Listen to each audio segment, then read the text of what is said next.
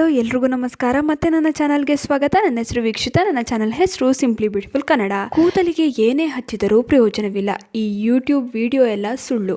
ನಾವು ಏನೇ ಹಚ್ಚಿದರೂ ಕೂದಲು ಉದುರುವುದು ನಿಲ್ಲುತ್ತಿಲ್ಲ. ಡಾಕ್ಟರ್ಗೂ ತೋರಿಸಿ ಆಯಿತು, ಆದರೂ ಪ್ರಯೋಜನವಿಲ್ಲ ಅಂತ ಹೇಳೋರು ಒಂದು ಕಡೆ ಆದರೆ, ಇನ್ನೊಂದು ಕಡೆ ನನಗೆ ಈ ಹೇರ್ ಪ್ಯಾಕ್ ಹಚ್ಚಿ ಕೂದಲು ಚೆನ್ನಾಗಿ ಬೆಳೆದಿದೆ, ಈ ಹೇರ್ ಆಯಿಲಿಂದ ಕೂದಲು ಉದುರುವುದು ನಿಂತಿದೆ, ಈ ಯೂಟ್ಯೂಬ್ ವಿಡಿಯೋಯಿಂದ ನನಗೆ ಸಹಾಯವಾಗಿದೆ ಅನ್ನುವರು ಇನ್ನೊಂದು ಕಡೆ. ಹಾಗಾದರೆ ಯಾರು ಸರಿ ಯಾರು ತಪ್ಪು ಅಂತ ಯೋಚನೆ ಮಾಡ್ತಾ ಇದ್ದೀರಾ? ಇಬ್ಬರೂ ಸರಿಯೇ. ಯಾಕೆ ಗೊತ್ತಾ? ಕೆಲವೊಂದು ಹೇರ್ ಕೇರ್ ಮಾಸ್ಕ್, ಶ್ಯಾಂಪು, ಎಣ್ಣೆ ಕೆಲವರಿಗೆ ಸೂಟ್ ಆಗುತ್ತೆ, ಇನ್ನೂ ಕೆಲವೊಬ್ಬರಿಗೆ ಸೂಟ್ ಆಗೋದಿಲ್ಲ. ಕಾರಣವೇನು ಗೊತ್ತಾ? ಅವರ ಹೇರ್ ಟೈಪ್ ಅಂದ ತಕ್ಷಣ ಕರ್ಲಿ, ಸ್ಟ್ರೈಟ್, ವೇವಿ ಅಂತ ಅಂದುಕೊಳ್ಳುವವರೇ ಹೆಚ್ಚು. ಆದರೆ ಇದಲ್ಲ, ಕೂದಲಿಗೆ ಟೈಪ್ ಇದೆ. ಇದು ಕೂದಲ ಸಾರಂದ್ರತೆ ಅಂದರೆ ಹೇರ್ ಪೊರಾಸಿಟಿ ಮೇಲೆ ಅವಲಂಬಿಸಿದೆ. ಇದನ್ನು ನೀವು ತಿಳಿದುಕೊಂಡರೆ ನಿಮ್ಮ ಕೂದಲಿನ ಆರೈಕೆ ಬಹಳ ಸುಲಭ, ಹಾಗೂ ಕೂದಲು ಕೂಡ ಚೆನ್ನಾಗಿ ಬೆಳೆಯುತ್ತದೆ. ನೋಡಿ, ಇದು ನಮ್ಮ ಕೂದಲು. ಇದರಲ್ಲಿ 3 ಲೇಯರ್ ಇದೆ. ಹೊರಗಿನ ಲೇಯರನ್ನು ಕ್ಯೂಟಿಕಲ್ ಎಂದು ಕರೆಯುತ್ತಾರೆ. ಇದರ ಒಳಗೆ ಇರುವುದು ಕಾರ್ಟೆಕ್ಸ್. ಇದರ ಒಳಗೆ ಇರುವುದು ಮೆಡ್ಯುಲಾ ನಮ್ಮ ಕೂದಲಿನ ಪ್ರಾಣವಿದ್ದಂತೆ. ಇದು ಜೀವಂತವಾಗಿದ್ದರೆ ನಮ್ಮ ಕೂದಲು ಜೀವಂತವಾಗಿ ಆರೋಗ್ಯವಾಗಿರುತ್ತದೆ. ಮೆಡ್ಯುಲಾಗೆ ಶಕ್ತಿ 2 ರೀತಿಯಲ್ಲಿ ದೊರೆಯುತ್ತದೆ. ಒಂದು, ನಾವು ಸೇವಿಸುವ ಆಹಾರದಿಂದ. ಇದರಿಂದ ಕೂದಲಿಗೆ ಬೇಕಾದ ಪೋಷಕಾಂಶ ದೊರೆತು ಕೂದಲು ಚೆನ್ನಾಗಿ ಬೆಳೆಯುತ್ತದೆ. ಇನ್ನೊಂದು ರೀತಿ ಎಂದರೆ ನಾವು ಹಚ್ಚುವ ಪ್ರಾಡಕ್ಟ್ಸ್ಗಳಿಂದ. ಇದರಿಂದ ಕೂದಲಿಗೆ ಪೋಷಣೆ ದೊರೆಯುತ್ತದೆ. ನಾವು ಹಚ್ಚುವ ಯಾವುದೇ ಎಣ್ಣೆ ಆಗಲಿ, ಹೇರ್ ಮಾಸ್ಕ್ ಆಗಲಿ, ಕ್ಯೂಟಿಕಲಿಂದ ಕಾರ್ಟೆಕ್ಸ್ ತಲುಪಿ ಮೆಡ್ಯುಲಾವನ್ನು ತಲುಪುತ್ತದೆ. ಇದರಿಂದ ಕೂಡ ಕೂದಲಿಗೆ ಪೋಷಣೆ ದೊರೆಯುತ್ತದೆ. ಆದರೆ ನೀವು ತಿಳಿದುಕೊಳ್ಳಬೇಕಾದ ವಿಷಯ ಇರುವುದು ಇಲ್ಲೇ. ನಿಮ್ಮ ಹೇರ್ ಪೊರಾಸಿಟಿ ಅಂದರೆ ಕೂದಲಿನ ಸಾರಂದ್ರತೆ ಹೇಗಿದೆ ಹಾಗೆ ನಿಮಗೆ ರಿಸಲ್ಟ್ ದೊರೆಯುತ್ತದೆ. ನೋಡಿ, ಕೂದಲು ಹೀಗಿರುತ್ತದೆ. ಇಲ್ಲಿ ಕೂದಲ ಸಾರಂದ್ರತೆ 3 ರೀತಿಯಲ್ಲಿ ನೋಡಬಹುದು: low porosity, medium porosity, high porosity.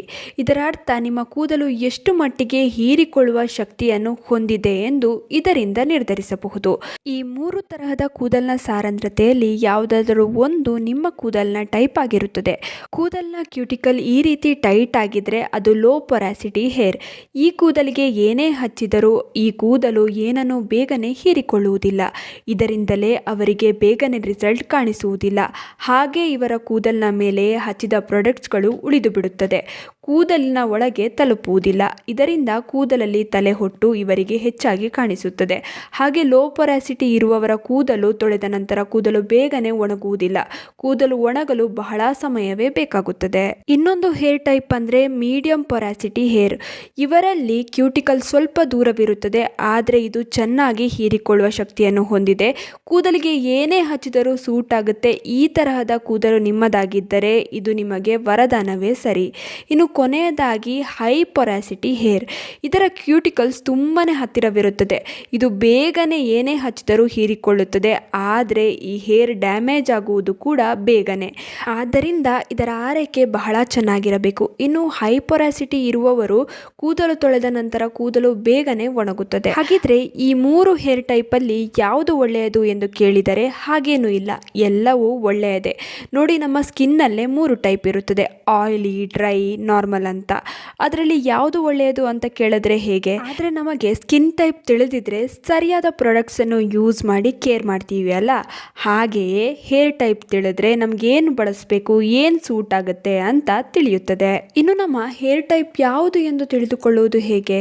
ಒಂದು ಗಾಜಿನ ಗ್ಲಾಸ್ನಲ್ಲಿ 1 ಲೋಟ ನೀರು ತೆಗೆದುಕೊಳ್ಳಿ. ಇದರಲ್ಲಿ ನೀವು 3 ರಿಂದ 4 ಎಳೆ ಕೂದಲನ್ನು ಹಾಕಿ 2 ನಿಮಿಷ ಹಾಗೆ ಬಿಟ್ಟುಬಿಡಿ.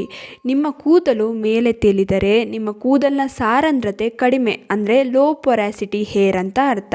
ಇನ್ನು ನಿಮ್ಮ ಕೂದಲು ಗಾಜಿನ ಲೋಟದ ಮಧ್ಯದಲ್ಲಿ ತೇಲಿದರೆ ಮೀಡಿಯಂ ಪೊರಾಸಿಟಿ ಕೂದಲು ಅಂದರೆ ಮಧ್ಯಮ ಸಾರಂದ್ರತೆಯ ಕೂದಲು ಎಂದರ್ಥ. ನಿಮ್ಮ ಕೂದಲು ಕೆಳಗಡೆ ತಂಗಿದ್ದರೆ ನಿಮ್ಮದು ಹೈ ಪೊರಾಸಿಟಿ ಕೂದಲು ಎಂದರ್ಥ. ಇವಾಗ ಕೂದಲ ವಿಧ ಯಾವುದು ಎಂದು ತಿಳಿದಾಯಿತು. ಹಾಗಿದ್ರೆ ನಾವು ಹೇಗೆ ಇದನ್ನು ಕೇರ್ ಮಾಡಬೇಕು, ಏನು ಹಚ್ಚಿದ್ರೆ ಒಳ್ಳೆಯದು, ಏನು ಹಚ್ಚಿದ್ರೆ ಒಳ್ಳೆಯದಲ್ಲ, ಹೇಗೆ ಕೇರ್ ಮಾಡಿದ್ರೆ ರಿಸಲ್ಟ್ ಬರುತ್ತೆ ಅನ್ನೋದನ್ನು ತಿಳಿಯೋಣ. ಮೀಡಿಯಂ ಪೊರಾಸಿಟಿ ಹೇರ್ ಅಂದರೆ ಮಧ್ಯಮ ಸಾರಂದ್ರತೆ ಕೂದಲು ಯಾರಿಗಿದೆ, ನೀವು ಏನೇ ಹಚ್ಚಿದರೂ ನಿಮಗೆ ರಿಸಲ್ಟ್ ಸಿಗುತ್ತೆ. ನೀವು ಅಷ್ಟಾಗಿ ತಲೆ ಕೆಡಿಸಬೇಕಾಗಿಲ್ಲ, ಆದರೆ ಕೆಮಿಕಲ್ ಇಲ್ಲದ ಪ್ರಾಡಕ್ಟ್ಸ್ಗಳನ್ನು ಬಳಸಿ ಸಾಕು. ಇನ್ನು ಹೈ ಪೊರಾಸಿಟಿ ಅಂದರೆ ಅಧಿಕ ಸಾರಂದ್ರತೆ ಕೂದಲು ಇರುವವರು ಏನು ಮಾಡಿದರೆ ಒಳ್ಳೆಯದು, ಏನು ಮಾಡಬಾರದು ತಿಳಿಯೋಣ. ನೋಡಿ, ನಿಮ್ಮ ಕೂದಲು ಏನೇ ಹಚ್ಚಿದರೂ ಬೇಗ ಹೀರಿಕೊಳ್ಳುತ್ತದೆ, ಅಷ್ಟೇ ಬೇಗ ಒಣಗಿಯೂ ಬಿಡುತ್ತದೆ. ನೀವು ನೋಡಿರಬಹುದು, ಕೆಲವರು ಎಣ್ಣೆ ಹಚ್ಚಿದ್ರೆ ಹಚ್ಚಿದಂತೆ ಅನಿಸುವುದಿಲ್ಲ, ಬೇಗನೆ ಕೂದಲು ಹೀರಿಕೊಳ್ಳುತ್ತದೆ. ಬರೀ ಹೀರಿಕೊಂಡರೆ ಸಾಲುವುದಿಲ್ಲ, ಅದು ಹಾಗೆ ಕೂದಲಲ್ಲಿ ಉಳಿಸಿಕೊಳ್ಳಬೇಕು. ಆದರೆ ಹೈಪೊರಾಸಿಟಿ ಕೂದಲು ಏನೇ ಹೀರಿಕೊಂಡರೂ ಬೇಗನೆ ಒಣಗುತ್ತದೆ. ಇದರಿಂದ ಇವರ ಕೂದಲು ಬೇಗನೆ ಡ್ರೈ ಅನಿಸುತ್ತದೆ, ಬೇಗನೆ ಡ್ಯಾಮೇಜ್ ಕೂಡ ಆಗುತ್ತದೆ. ಹಾಗಂತ ಹೆದರಬೇಡಿ, ನೀವು ಇದನ್ನು ಸರಿಪಡಿಸಿಕೊಳ್ಳಬಹುದು. ಇದೇನೂ ತಪ್ಪಲ್ಲ, ಕೆಟ್ಟದ್ದು ಅಲ್ಲ, ಆದರೆ ಇದಕ್ಕೆ ತಕ್ಕಂತೆ ಪ್ರಾಡಕ್ಟ್ಸ್ಗಳನ್ನು ಬಳಸಬೇಕು ಅಷ್ಟೇ. ನಿಮ್ಮ ಕೂದಲು ಅಧಿಕ ಸಾರಂದ್ರತೆ ಹೊಂದಿದ್ದರೆ ಎಣ್ಣೆ ಹಚ್ಚುತ್ತಲೇ ಇರಬೇಕು. ಕನಿಷ್ಠ ವಾರದಲ್ಲಿ 3 ಬಾರಿಯಾದರೂ ಎಣ್ಣೆ ಹಚ್ಚಲೇಬೇಕು. ಬಾದಾಮಿ ಎಣ್ಣೆ, ತೆಂಗಿನ ಎಣ್ಣೆ, ಹರಳೆಣ್ಣೆ, ಆಲಿವ್ ಆಯಿಲ್ ಇವೆಲ್ಲ ಉತ್ತಮ ಎಣ್ಣೆಗಳು.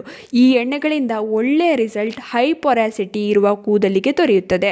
ಈ ಹೈ ಪೊರಾಸಿಟಿ ಇರುವ ಕೂದಲನ್ನು ಜೋರಾಗಿ ಬಾಚಲೇಬಾರದು. ನಿಮ್ಮ ಹೇರ್ ಕ್ಯೂಟಿಕಲ್ಸ್ ಮೊದಲೇ ಹತ್ತಿರವಿರುತ್ತದೆ. ಇದನ್ನು ಜೋರಾಗಿ ಬಾಚಿದರೆ ಕೂದಲು ತುಂಡಾಗುವ ಸಾಧ್ಯತೆ ಹೆಚ್ಚು. ಹಾಗೆ ಸೀಳು ಕೂದಲಿನ ತೊಂದರೆ ಕೂಡ ಎದುರಾಗಬಹುದು. ಆದ್ದರಿಂದ ದೂರ ಹಲ್ಲಿರುವ ಬಾಚಣಿಗೆಯನ್ನೇ ನೀವು ಬಳಸಬೇಕು. ಹೀಟ್ ಅವಾಯ್ಡ್ ಮಾಡಬೇಕು. ಹಾಗೆ ಅತಿಯಾದ ಬಿಸಿ ನೀರಿನಿಂದ ಸ್ನಾನವನ್ನು ಮಾಡಬಾರದು. ಇದರಿಂದ ಕೂದಲು ಉದುರುವುದು ಹೆಚ್ಚಾಗುತ್ತದೆ. ನೀವು ಉಗುರು ಬೆಚ್ಚಗಿನ ನೀರಿನಲ್ಲೇ ಸ್ನಾನ ಮಾಡಬೇಕು. ಹಾಗೆ ನೀವು ಕೊನೆಯದಾಗಿ 1 ಮಗ್ ತಣ್ಣೀರನ್ನು ಕೂದಲಿಗೆ ಹಾಕಿದರೆ ಒಳ್ಳೆಯದು. ಇನ್ನು ಬಹಳಷ್ಟು ಜನರಿಗೆ ಈ ಸಮಸ್ಯೆ ಇದೆ, ಕೂದಲು ಸ್ನಾನ ಮಾಡುವಾಗ ವಿಪರೀತ ಉದುರುತ್ತದೆ. ಆದ್ದರಿಂದ ನೀವು ಕೂಡ ಈ ಟಿಪ್ಸ್ ಅನ್ನು ಅನುಸರಿಸಿದರೆ ಒಳ್ಳೆಯ ರಿಸಲ್ಟ್ ನಿಮಗೆ ದೊರೆಯುತ್ತದೆ. ಹಾರ್ಶ್ ಕೆಮಿಕಲ್ಸ್ ಇರುವ ಪ್ರಾಡಕ್ಟ್ಸ್ಗಳನ್ನು ಬಳಸಬಾರದು. ಯಾಕೆಂದರೆ ನೀವು ಏನೇ ಬಳಸಿದರೂ ತಕ್ಷಣ ಕೂದಲು ಹೀರಿಕೊಳ್ಳುವುದರಿಂದ ಕೂದಲು ಬೇಗನೆ ಡ್ಯಾಮೇಜ್ ಆಗಬಹುದು. ಆದ್ದರಿಂದ ಸಲ್ಫೇಟ್, ಪ್ಯಾರಾಬಿನ್ ಇಲ್ಲದಂತಹ ಪ್ರಾಡಕ್ಟ್ಸ್ಗಳನ್ನು ಬಳಸಿ. ಸಿಲ್ಕ್ ಅಥವಾ ಸ್ಯಾಟಿನ್ ಪಿಲ್ಲೋ ಕವರನ್ನು ಬಳಸಿ. ಇದರಿಂದ ಕೂದಲು ತುಂಡಾಗುವುದು, ಉದುರುವುದು ಕಡಿಮೆಯಾಗುತ್ತದೆ. ಹಾಗೆ ನಿಮ್ಮ ಬಳಿ ಸಿಲ್ಕ್ ಪಿಲ್ಲೋ ಕವರ್ ಇಲ್ಲ ಎಂದರೆ ಸಿಲ್ಕ್ ಬಟ್ಟೆ ಅಥವಾ ಸ್ಯಾಟಿನ್ ಬಟ್ಟೆಯಿಂದ ದಿಂಬನ್ನು ಕವರ್ ಮಾಡಿ ಮಲಗಿ. ಇದರಿಂದ ಕೂದಲು ಉದುರುವುದಿಲ್ಲ. ಪ್ರೋಟೀನ್ ಹೇರ್ ಮಾಸ್ಕ್ ಅನ್ನು ಬಳಸಬೇಕು. ಯಾಕೆಂದರೆ ಪ್ರೋಟೀನ್ ಹೇರ್ ಮಾಸ್ಕ್ ಹೈಪೊರಾಸಿಟಿ ಇರುವವರಿಗೆ ಬಹಳ ಮುಖ್ಯ. ಆದ್ದರಿಂದ ಪ್ರೋಟೀನ್ ಹೇರ್ ಮಾಸ್ಕ್ ಅನ್ನು ಬಳಸಬೇಕು. ಯಾಕಂದರೆ ನಿಮ್ಮ ಕೂದಲು ಬೇಗನೆ ಡ್ರೈ ಆಗೋದ್ರಿಂದ ಪ್ರೋಟೀನ್ನ ಅವಶ್ಯಕತೆ ಇರುತ್ತದೆ. ಉದಾಹರಣೆಗೆ ಮೊಟ್ಟೆ, ಮೊಸರು, ತೆಂಗಿನ ಹಾಲು, ಬಾಳೆಹಣ್ಣು ಈ ರೀತಿಯ ಹೇರ್ ಪ್ಯಾಕ್ಗಳನ್ನು ಬಳಸಬೇಕು. ಇದರಿಂದ ಕೂದಲು ಸಾಫ್ಟ್ ಹಾಗೂ ಮ್ಯಾನೇಜಬಲ್ ಆಗುತ್ತದೆ. ಕೂದಲು ಕೂಡ ಉದುರುವುದಿಲ್ಲ. ಚೆನ್ನಾಗಿ ಪ್ರೋಟೀನ್ ಸಿಗುವುದರಿಂದ ಕೂದಲು ವೇಗವಾಗಿ ಬೆಳೆಯುತ್ತದೆ. ವಾರದಲ್ಲಿ 1 ಬಾರಿಯಾದರೂ ಪ್ರೋಟೀನ್ ಹೇರ್ ಮಾಸ್ಕ್ ಅನ್ನು ತಪ್ಪದೆ ಬಳಸಿ. ಕೂದಲನ್ನು ಎಳೆದು ಕಟ್ಟಬೇಡಿ. ನೋಡಿ, ನಿಮ್ಮ ಹೇರ್ ಕ್ಯೂಟಿಕಲ್ಸ್ ಹತ್ತಿರವಿರುವುದರಿಂದ ಕೂದಲನ್ನು ಎಳೆದು ಕಟ್ಟಿದರೆ ಕೂದಲು ಉದುರುವ ಸಾಧ್ಯತೆ ಹೆಚ್ಚು. ಕೂದಲು ಇದರಿಂದ ತುಂಡಾಗಲೂಬಹುದು. ಆದ್ದರಿಂದ ಹೈ ಪೊರಾಸಿಟಿ ಇರುವವರು ಕೂದಲನ್ನು ಎಳೆದು ಕಟ್ಟಬಾರದು. ಇನ್ನು ಲೋ ಪೊರಾಸಿಟಿ, ಕಡಿಮೆ ಸಾರಂದ್ರತೆ ಇರುವವರು ಏನು ಮಾಡಬೇಕು? ನಿಮ್ಮ ಕ್ಯೂಟಿಕಲ್ಸ್ ಕ್ಲೋಸ್ ಆಗಿರುವುದರಿಂದ ನೀವು ಏನೇ ಹಚ್ಚಿದರೂ ನಿಮ್ಮ ಕೂದಲಿನ ಮೇಲ್ಭಾಗದಲ್ಲೇ ಉಳಿದು ಬಿಡುತ್ತದೆ. ಆದ್ದರಿಂದ ನೀವು ತುಂಬಾನೇ ಚೆನ್ನಾಗಿ ಕೂದಲಿನ ಕಾಳಜಿ ಮಾಡಬೇಕು. ನೀವು ಸ್ಟೀಮ್ ತೆಗೆದುಕೊಳ್ಳುವುದು ಒಳ್ಳೆಯದು. ಸ್ಟೀಮ್ ಕೊಟ್ಟಾಗ ಅದು ಕ್ಯೂಟಿಕಲ್ಸ್ ಅನ್ನು ಓಪನ್ ಮಾಡುತ್ತದೆ. ನೀವು ಏನೇ ಹಚ್ಚಿದರೂ ಕೂದಲಿನ ಒಳಗೆ ತಲುಪುತ್ತದೆ. ಇದಕ್ಕೆ ನೀವು ಈ ರೀತಿ ಹೀಟಿಂಗ್ ಕ್ಯಾಪ್ಗಳನ್ನು ಬಳಸಬಹುದು ಅಥವಾ ಟವಲ್ ಅನ್ನು ಬಿಸಿ ನೀರಿನಲ್ಲಿ ಅದ್ದಿ ಸ್ಟೀಮ್ ಕೊಡಬಹುದು. ಗಾಢವಾದ ಎಣ್ಣೆಯನ್ನು ಬಳಸಲೇಬಾರದು. ನೀವು ಹರಳೆಣ್ಣೆಯಂತಹ ಗಾಢವಾದ ಎಣ್ಣೆಯನ್ನು ಲೋ ಪೊರಾಸಿಟಿ ಇರುವವರು ಬಳಸಬಾರದು. ಇದು ಕೂದಲಲ್ಲೇ ಉಳಿದು ಬಿಡುತ್ತದೆ. ಹಾಗೆ ನಿಮ್ಮ ಕೂದಲು ಎಣ್ಣೆ ಅನಿಸುತ್ತದೆ. ಇದರಿಂದ ತಲೆಹೊಟ್ಟು ಕೂಡ ಉಂಟಾಗುತ್ತದೆ. ಆದ್ದರಿಂದ ನೀವು ಯಾವ ಎಣ್ಣೆಯನ್ನು ಬಳಸಬೇಕು ಗೊತ್ತಾ? ಕೊಕೊನಟ್ ಆಯಿಲ್ ಅಥವಾ ಆಲಿವ್ ಆಯಿಲ್ ಅನ್ನು ಬಳಸಿದರೆ ಒಳ್ಳೆಯದು. ನೀವು ಕಂಡೀಷನರ್ಗಳನ್ನ ಬಳಸಲೇಬಾರದು. ಅರೆ, ಇದೇನು ಹೇಳುತ್ತಿದ್ದೀರಾ ಅನ್ಕೋಬೇಡಿ. ಹೌದು, ಇದು ಕೂದಲಿನ ಒಳಗೆ ತಲುಪುವುದಿಲ್ಲ. ಇದು ನೀವು ಎಷ್ಟೇ ತೊಳೆದ್ರೂ ಕೂದಲಿನ ಮೇಲೆಯೇ ಉಳಿದು ಬಿಡುತ್ತದೆ. ಆದ್ದರಿಂದ ಕೂದಲಿನ ಆರೋಗ್ಯಕ್ಕೆ ಒಳ್ಳೆಯದಲ್ಲ. ತಲೆಹೊಟ್ಟು ಕೂಡ ಉಂಟಾಗಬಹುದು. ಕೂದಲು ಕೂಡ ಜಾಸ್ತಿಯಾಗಿ ಉದುರುತ್ತದೆ. ಆದ್ದರಿಂದ ಲೋ ಪೊರಾಸಿಟಿ ಇರುವವರು ಹೇರ್ ಕಂಡೀಷನರ್ ಬಳಸಬಾರ್ದು. ಕ್ಲಾರಿಫೈಯಿಂಗ್ ಶಾಂಪೂ ಅನ್ನು ಬಳಸಬೇಕು. ಕ್ಲಾರಿಫೈಯಿಂಗ್ ಶಾಂಪೂ ಅಂದ ತಕ್ಷಣ ಯಾವುದಾದರೂ ಬಳಸುವುದಲ್ಲ. ಪ್ಯಾರಾಬಿನ್, ಸಲ್ಫೇಟ್ ಇರಬಾರದು.